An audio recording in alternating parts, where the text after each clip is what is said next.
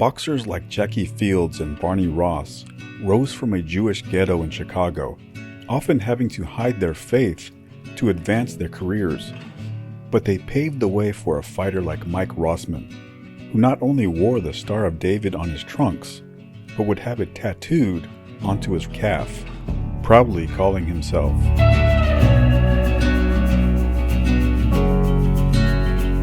Mike Rossman was born Albert Michele DiPiano on July 1, 1955. His father, Jimmy DiPiano, had been in the boxing business since the mid-1940s and owned a bar called Fatty Jim's. He had managed and trained fighters and owned 2 gyms in South Jersey. He would have a hand in training heavyweight contender Oscar Bonavena, as well as find sparring partners for Muhammad Ali and Sonny Liston.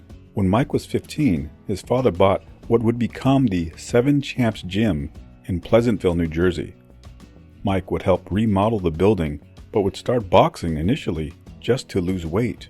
Hanging out at the gym, he would meet the likes of Joe Frazier and Ken Norton, and he would want to do nothing else but box. He would begin an amateur career, winning 20 out of 23 fights before losing an unjust decision to a hometown favorite. His father then decided to turn him pro. "If we were going to get robbed," DiPiano said, "we might as well get paid for it." Using a fake birth certificate, the 17-year-old would use his mother's maiden name just for publicity value.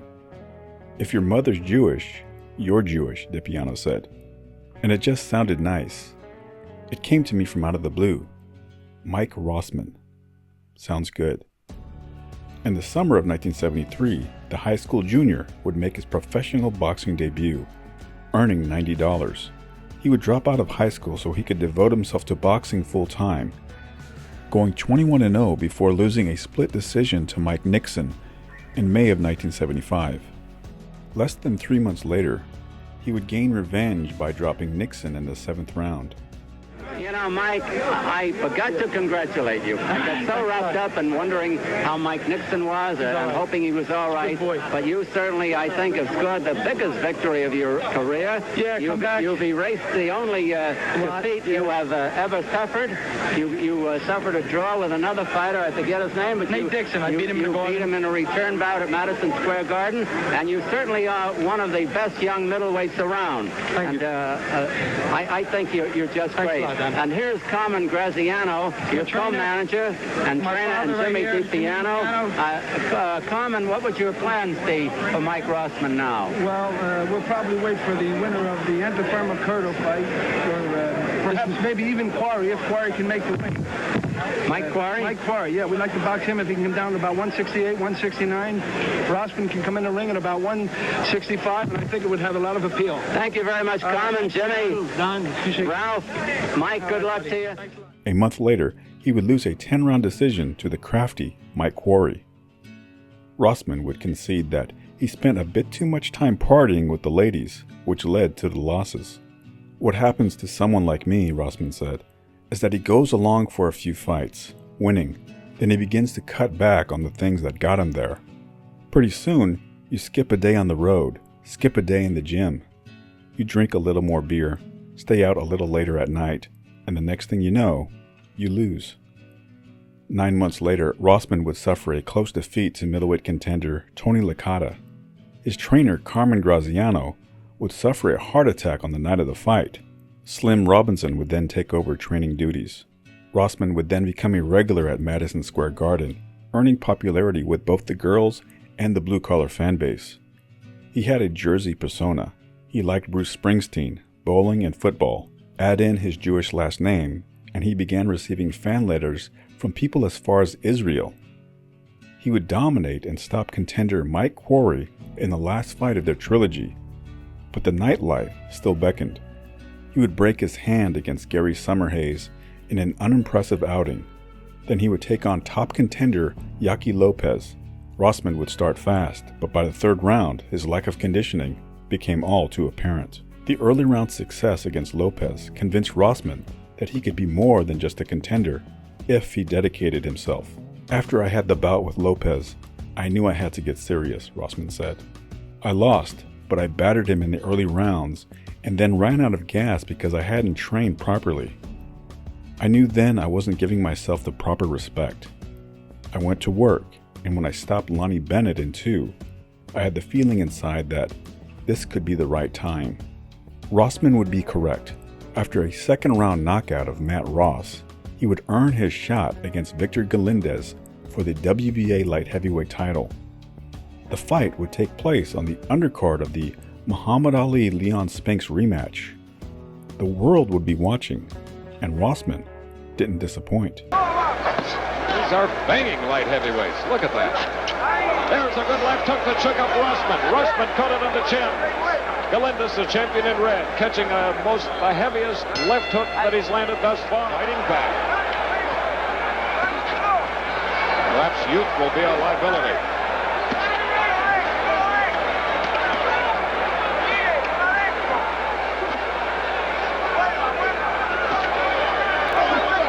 I'm surprised Rossman doesn't get away from the ropes. Can hardly do it now because he's pinned there. The referee should move in and get him off the ropes, although they are punching free hands.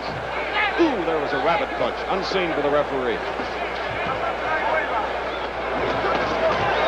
They won't get a rest until 1 minute from now. Tremendous, looping, hooking punches. Uppercut by Galindez, the champion, now against the ropes. Rossman finally got away from it. Good left jab, and Galindez countering back.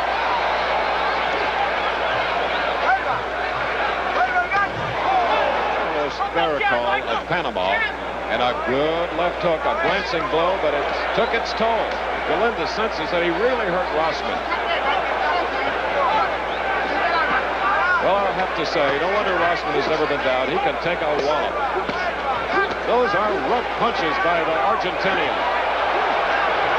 And they're in the very same corner against the ropes, and that Galindez using that torso like a football player. Ahead. But Rossman's battle plan is now working. He said he was going to go for the eyes. It's a brutal sport, directly so, but that's the way it is. And there he was doing just that with his 2 hot, peppery left jabs. Another one. And the cut has been reopened once more. Dr. Anthony Italiano of the Louisiana State Athletic Commission, of course, looking on. Typical fashion. Oh! Now Galindez, the champion, has been shaken up. We have 25 seconds remaining in round 9. 25, now 20 seconds. Got caught with a beautiful left hook, followed up by a right. He was defenseless. His knees are still wobbly, but look at him fight back. We'll have more championship boxing from the Superdome in New Orleans after this from our local station. Howard, that's a tough-looking cut over the right eye now of Galindez. In the recent rounds, he is out-muscling and out-balling Galindez. But even there, as he scored with a combination, remembering Galindez's history in the late rounds, he must be careful because Galindez is an amazing counterpuncher off the ropes. And that's the way he has won a number of his fights. But not Rossman. He punches right back. Infuriated now is Galindez, who may be cut over the left eye as well. Yes, he is. There's been some accidental butting where the referee refuses to break them up. Look at that head hunting. 30 seconds remaining in round 12. Remember Galindez in his manager, Tito LeCouture, is ready to come flying in there. And a good right hand, and the champion is wobbling back to his corner. Had to be helped down. He is almost out on his feet. That was the end of round 12, Howard, and short leg, heavy torso, and Rossman keeps punching away. He is rubbery leg, Galindez is. He is a beat. Oh, now, there it is. We have a new light heavyweight champion. And Galindez says yes. Galindez says that's right. The fight should have been stopped. What a light heavyweight champion who now has lost it. Admitting that he was outclassed, outpunched, came over immediately. And that is great sportsmanship. And a crying 22-year-old Mike Rossman, called the Jewish Bomber, hugged by his dad. Rossman taking his mother's maiden name, and look at his father. So the light heavyweight championship comes back to the United States in the 13th round. At the age of 22, Rossman would become the youngest fighter to win the light heavyweight title. He returned home as the conquering hero, a real-life Rocky Balboa. Italian-American families in his hometown would paint the Star of David on the side of their homes.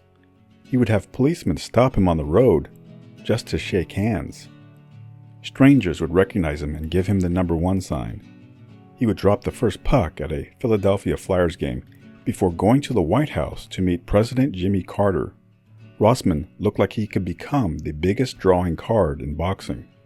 There was speculation that he could move up to 185 pounds and coax Muhammad Ali out of retirement. "I'm 100% for that fight," DiPiano said. "Muhammad Ali needs Mike Rossman. Where else can he make $6 million? But Ali refused, stating that the fight would be a disgrace. Instead, a rematch was signed with Galindez to take place on February 24, 1979 in Las Vegas. Rossman trained hard, eager to replicate the victory in the first fight. Galindez would show up out of shape and couldn't make the 175-pound weight limit. His camp would then complain that they didn't think they would get a fair decision from the judges chosen to score the fight. Galindez would not come out of his dressing room, and the fight was canceled with a sold-out crowd and a national TV audience waiting. According to Rossman's brother, Andy, the cancellation broke the champion psychologically. That was the ruination of Mike Rossman when Victor Galindez didn't show up, Andy said. It was really horrible from that point on. Mike wasn't right. Less than 2 months later, Galindez would enter the ring against Rossman. This go-around, the bout would once again take place at the Superdome in New Orleans, the site where Rossman originally won the title. Only this go-around, things would be different. Galindez there, going to the belly. Rossman with a good right to the head. But that's what Galindez really figures on doing in this fight. Galindez now doing what he wants to do with Rossman. Get him against the ropes. Work the belly. Get up to the head. Out-muscle. A tough round. A good left and a right. A right uppercut hurt Rossman, and Galindez is hurting Rossman. What an ending to the round. The fighters don't stop fighting.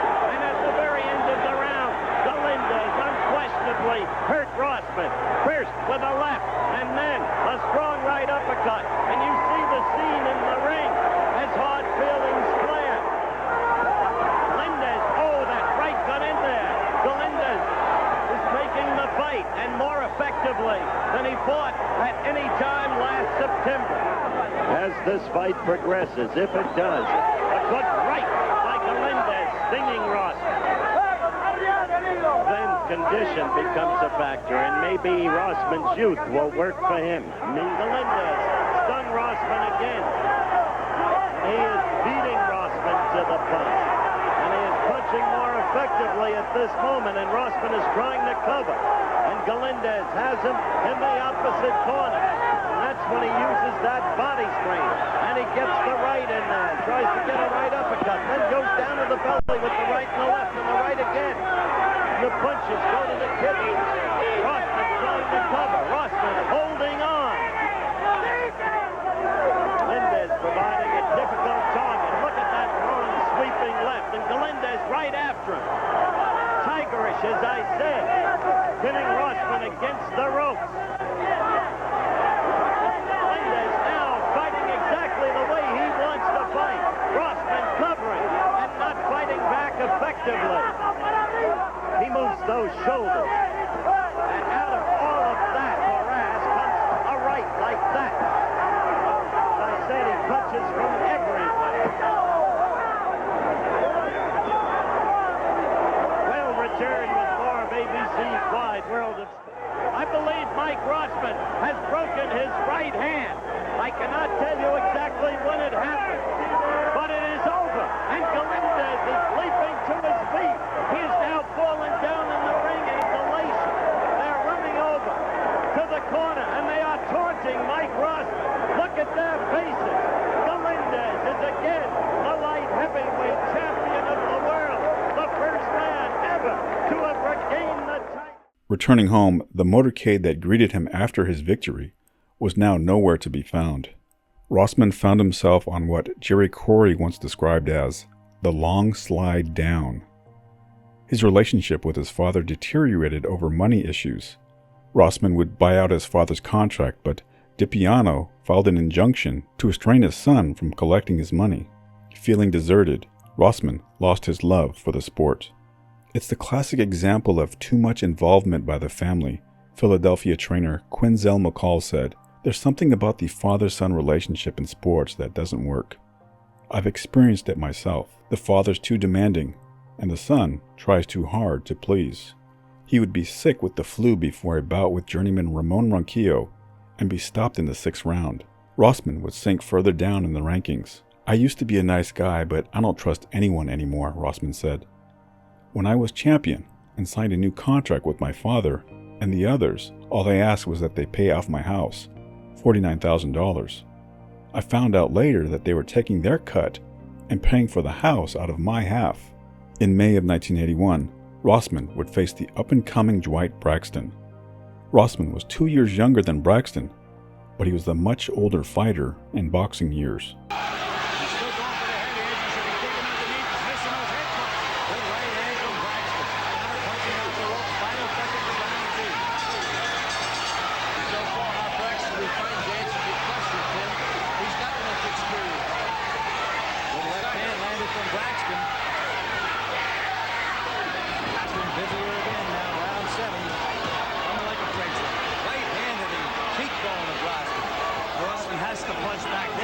He spun out, but he didn't make the other fella pay. The guy misses punches, but doesn't have to pay. He's in command, Tim. Braxton's in command. He's backing up. You can't do that. There he goes. Rossman, left hook from Braxton. And sent Rossman to the canvas, and it does not look like he's going to get up. Braxton has stopped Mike Rossman here in the 7th round with a vicious left hook. Rossman would toil in the sport for 2 more years before his father would die in 1983. His career would then simply fizzle out. He would move to Atlantic City and find work as a member of the Roofers Union. He would divorce and face numerous legal problems throughout the remainder of the decade, failing to pay child support, drug possession, and assaulting a police officer. It all came to a head in October of 1986.